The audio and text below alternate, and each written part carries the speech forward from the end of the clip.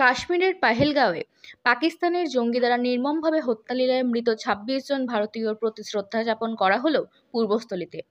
সন্ধ্যা হতেই auto stand চত্বরে শ্রদ্ধা জ্ঞাপন অনুষ্ঠানে হাজির হন এলাকাবাসী। রবিবার বঙ্গ হিন্দু সুরক্ষা মঞ্চের উদ্যোগে আয়োজিত শ্রদ্ধা জ্ঞাপন অনুষ্ঠানে হাজির ছিলেন শতাধিক বাসিন্দা। শহীদদের উদ্দেশ্যে ২৬টি প্রদীপ প্রজ্বলন করে তারা মৃতদের প্রতি শ্রদ্ধা জ্ঞাপন করেন।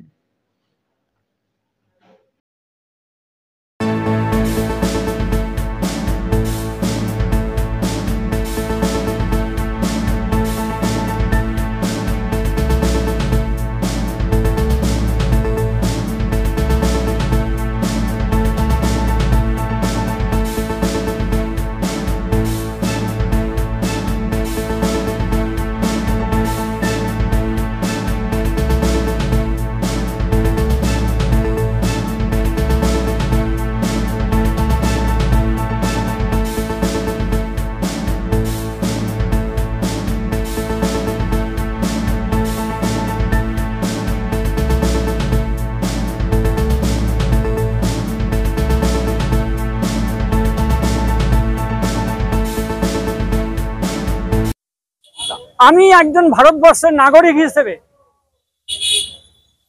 আমিও সেই একই প্রশ্ন করতে চাই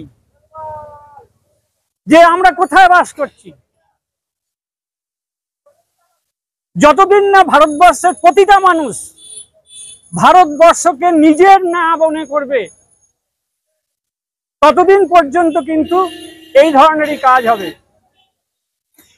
তাই আমি প্রত্যেকটা মানুষের কাছে প্রথম নিবেদন করব, যে জায়গাটায় বাস করছেন আগে সেই জায়গাটাকে নিজের বলে ভাবুন, নিজের দেশ, নিজের ভাই, নিজের মা বলে ভাবুন।